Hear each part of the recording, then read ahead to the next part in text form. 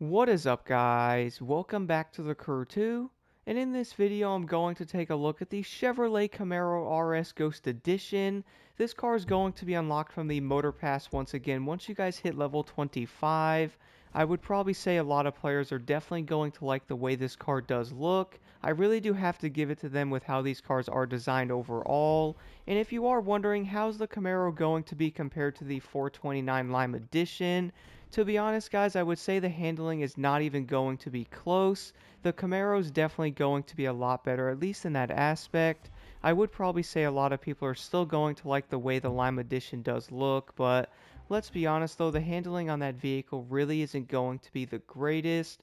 And then of course on this car you also cannot customize much of anything on this vehicle either, which I would say is going to be an insanely cool feature if you can actually change some things about these cars like these Summit Reward vehicles as well. That way you might be able to take some things off of these cars but still keep them insanely unique to at least know it's going to be like a special edition. But the overall look of this car really does look insanely cool, so I love how the fitment is on the back of this thing.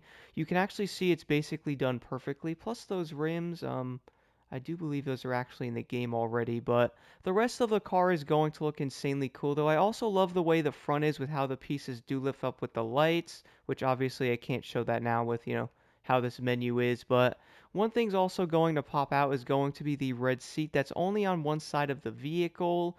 Now, I would say they most likely did one red seat probably because of the build that this is, but can you all imagine if they actually only did one seat because they couldn't afford another one?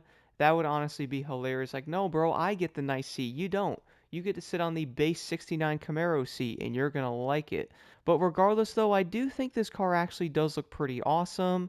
And one of the biggest highlights, especially compared to the Lime Edition, is how this car does handle. So when looking at this vehicle from an outside view, the first thing I actually notice is how this car does remind me of like an Outlaws type of build. And what's kind of funny is the side actually says the Crew. I really like how I just noticed that, but my goodness, the side of the exhaust on this car are also huge. And sometimes you guys notice how like the new cars have like those big pieces on the back, almost like the Honda Civics looking like a USB port. And I would say it's kind of interesting because that entire piece is not the exhaust. It's like behind it. I also see that on the new Lexus cars as well. But regardless though, this is also going to be a Camaro with that classic V8 sound.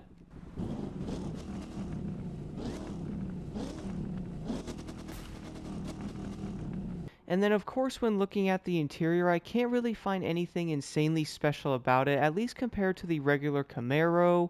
I would say the biggest highlight is of course the red seat that the guy is actually sitting in.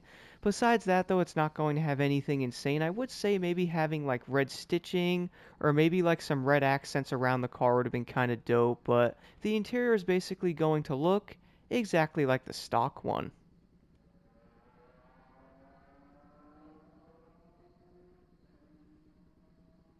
So I would probably say the highlight of this car is most likely not going to be its interior, but let's be honest guys, most people probably use their cars in the third person view anyway, so at least you do get to see that red seat if you are driving this car like that.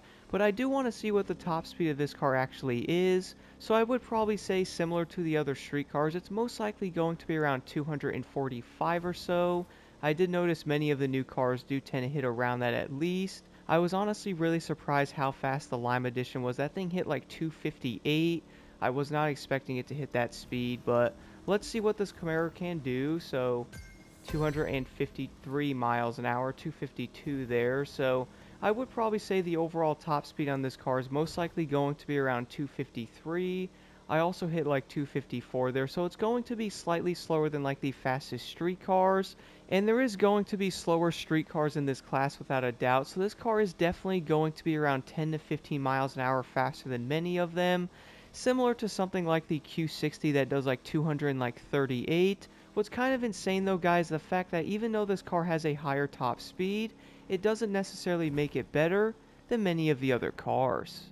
Now I do feel like the top speed of the cars in the Crew 2 really have been like a big discussion for a while. For example, we see something like the Bugatti Supersport hitting 330 in the hypercar class, and then we do have some cars like the BMW M8 Performance doing like 275, and of course the car is indeed going to struggle just to get there. But the biggest thing though, guys, the fact that if you do like using a certain car, and let's say it only does 240, and that won't necessarily make the car bad even though it might have a lower top speed. For example, guys, one of my favorite street cars is indeed the Infiniti Q60.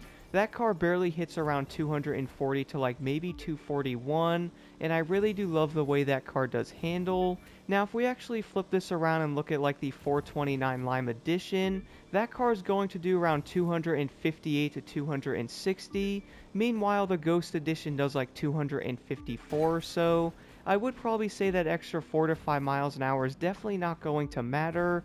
And if you were to choose one of these vehicles for like a better experience, it would most likely be a pretty easy decision for most people because they would probably pick the Ghost Edition over like the Lime Edition, and this is going to come down to how these cars actually do feel when you're driving them.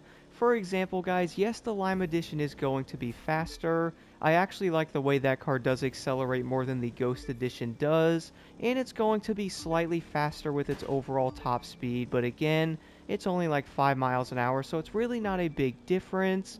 I would say though, when it comes to handling, the Ghost Edition is actually insanely fun to use. The main reason for this though is I did notice the Camaro is going to feel way better around corners. For one, guys, this car actually feels planted unlike the Lime Edition that slides all over the place. Now unfortunately I did notice one flaw about this car that I do have to mention. That's going to be its overall acceleration. It's definitely not going to be the fastest thing out there. For one, guys, a lot of the 5 speeds do tend to accelerate decently, which I was noticing this a lot more when using the Ghost Edition, because even if you guys shifted from basically 1 to 4, I was noticing all 4 of these gears, the car had a slight delay when like accelerating, which obviously I do know the car has to, engage into its gear, but you will have to use a lot more nitrous to get this car up to speed. Now I would say once you are in 5th gear and you're basically doing like 205 or so, at least the Camaro does feel nice being at higher speeds. That way you don't have that slow acceleration going through gears 1 through 4. And I would say that's going to be the biggest flaw with this car, is the fact that it doesn't accelerate that great.